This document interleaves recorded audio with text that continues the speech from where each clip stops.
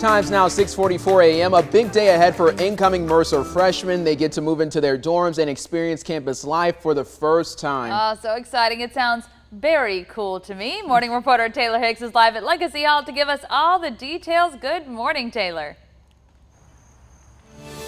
Good morning, Caitlin and Wanye. Right now, it's pretty quiet on campus, not much commotion, but at 9 a.m., there's going to be hundreds of students making their way to campus or already on campus, getting ready to move in. Now, I got to come here yesterday when everything was pretty quiet still, and I got to speak with two very dedicated move-in volunteers, and they say that they've been preparing since last week.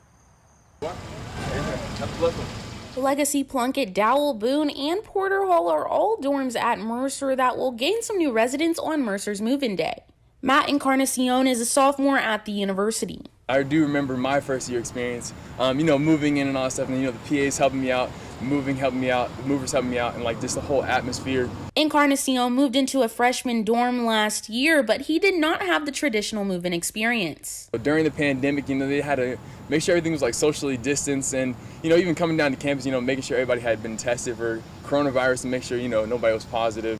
It was not traditional, but he still says it was very memorable. So memorable that he was inspired to become a residence assistant and help incoming freshmen move in this year. I want to be able to establish that bridge, between the Mercer community and the different freshmen and stuff like that, and build that community within my hall. It's always a really fun day for us and for the families. This is Anna Grace O'Neill's third year volunteering as a Mercer University peer assistant.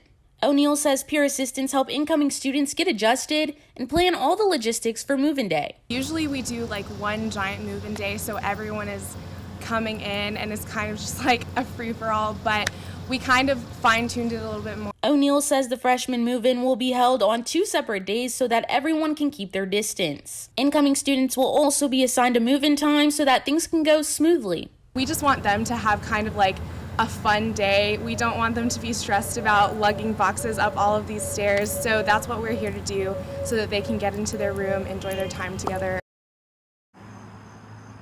Mercer says move-in will happen on 2 days, today and tomorrow, from 9 a.m. until noon and 1 p.m. until 4, both days. Reporting live in Macon, I'm Taylor Hicks, 13 WMAZ News. Oh, thank you so much, Taylor. And thank you to all those volunteers who are willing to go out in this heat and help. The real MVPs. Yeah, other people move in, because that is going to be a task today. Mercer says if you are moving in and you haven't gotten the COVID-19 vaccine, you do have to wear a mask.